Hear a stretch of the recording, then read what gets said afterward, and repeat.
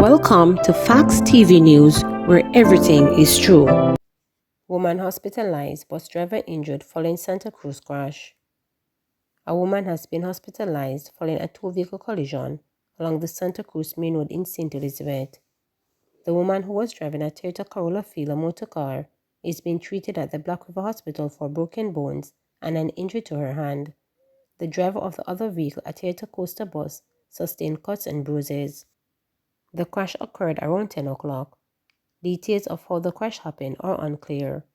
The police and firefighters responded to the incident and helped to clear the debris and manage traffic. Mother who tossed her baby into the road during fight pleads for forgiveness. The mother at the center of a viral video on social media where she tossed her young baby onto the roadway during a fight with another woman is pleading to the nation for forgiveness.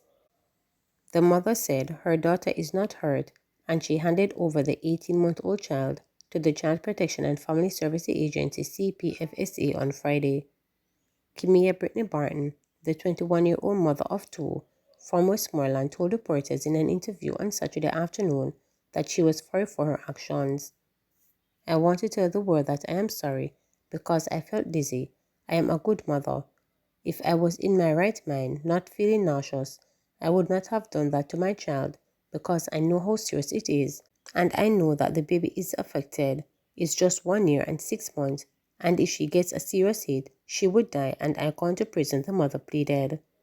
Barton alleged that she has continuously been bullied by one of the females in the video. She gave her account of the incident, stating that, "I was on the road when a girl stole my baby's clothes, and they called the other woman in the video, that is my baby's cousin, because they knew she always bullied me. She started to choke and fight me. She fisted the baby from my hand and started to beat me real bad."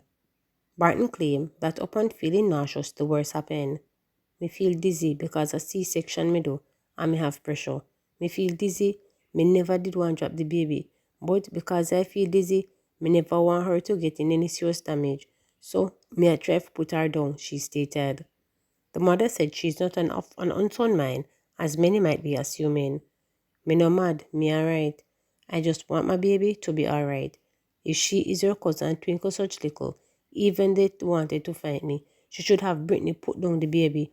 Of course, I would have put down the baby, but they wanted to fight me with the baby in hand," the mother reasoned. Barton claimed she has been abused by the family on more than one occasion. "Because of them regular habit, our mother beat me when I was pregnant, and me move out of them house, rent house, and him still a provoke me. Even my baby father still no want mind the baby. I do it after my own," the distraught mother said. Barton said she is willing to cooperate with CPFSA, who have since sent a notice for anyone knowing her whereabouts to contact them. "Yes, me willing to go in," she confirmed. The mother is hoping that the state-owned agency will give her mother or grandmother custody of the baby. "Even if they're not willing to give me back the baby, I wish them give it to my mother, because the baby Twinkle does not deserve to be in homes, and I love my baby to the max," she stressed.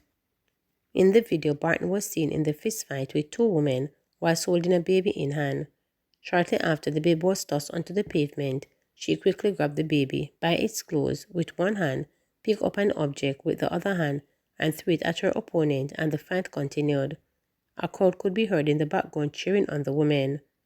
Children's advocate Diana Gardner Harrison has since voiced her concern about the wave of child welfare and neglect sweeping into the island in the wake of the viral video. The child's advocate also remarked on the apparent callousness of the bystanders who did not intervene. She dubbed that non-action as a species of absent-mindedness. In the probing fatal shooting of Trelawney Man by off-duty cop, investigators from the Independent Commission of Investigations Indicom are probing the fatal shooting of a man during an alleged altercation with an off-duty cop outside a nightclub in Falmouth, Trelawney, early Saturday morning. The deceased has been identified as 25-year-old Adjo Hall, unemployed, of Scarlett Hall in the parish. Hall was reportedly shot by the cop about 5:10 a.m. and taken to the Falmouth Public General Hospital, where he succumbed to his injuries while undergoing treatment. The Falmouth police are investigating. Saint Anne man charged with attempted murder after allegedly chopping another man with machete. A 36-year-old man from St. Mary has been charged with attempted murder and assault at common law following a trapping incident in the Highgate town centre in the parish on October 30. Charged is Cleon Williams, otherwise called Gavin, labourer and mechanic of Hibiscus Avenue, Highgate. Reports from the Port Maria police are that about 5:30 p.m., an argument developed between Williams and the complainant, during which he allegedly pulled a machete from his vehicle and chased him. The man fell to the ground and Williams proceeded to chop the man on his arm, severing it. He was assisted to hospital, where he was treated. Williams turned himself over to the police on Thursday and was charged a day later. He is booked to appear in court on November 8, 2023. Curfew imposing sections of St. Catherine North Division. A 48-hour curfew has been imposed in sections of Homestead and 31 St. John's Road in St. Catherine North Police Division. The curfew began at 6 p.m. on Saturday, November 4, and will remain in effect until 6 p.m. on November 6. The boundaries of the curfew are north from the intersection of 41 Old Harbour Road, travelling along an imaginary line for about 900 meters to 57 St. John's Road.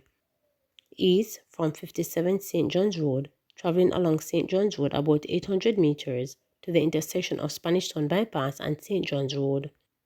South from the intersection of Spanish Town Bypass and St. John's Road, travelling along the Spanish Town Bypass and the roundabout about 900 meters to the intersection of the bypass and Old Harbour Road.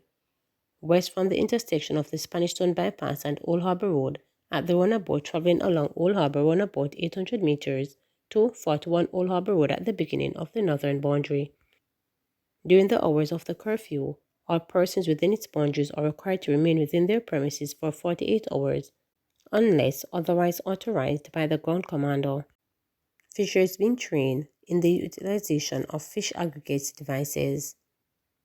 Fishers in several communities across several parishes are being trained in the utilization of fish aggregating devices and deep line fishing techniques. The training will target about 20 fishers per community across the parishes of Portland, St. Mary, St. Anne, St. James, Hanover, and Westmoreland. Minister of Agriculture, Fisheries and Mining, Floyd Green, said the training is in response to the reality that nearshore fishing is declining, as Jamaica's fish population has been significantly depleted and needs to be replenished. We have seen across the region is that using these fishing aggregate devices, which have proven to be safe and suitable, is that our fishers are getting better catches, stated Green. The minister was addressing stakeholders at the second stage of the ministry's new Face of Food Stakeholders Engagement session, held at Welby Centre of Excellence in Hayes, Clarendon on Friday, November 3rd. Minister Green also outlined that the ministry will be training artisanal fishers in deep line or long line fishing in an effort to ease the burden on fish stock near shore, as well as allow our fishers to capitalize on the variety of fish that exists further out in waters. We expect to have a new long-line boat to come in December this year, which will allow us to truly train and help our fishers go further out to capture the bay fish and maximize their profits, stated Green. Please remember to subscribe, like, share, and click the notification bell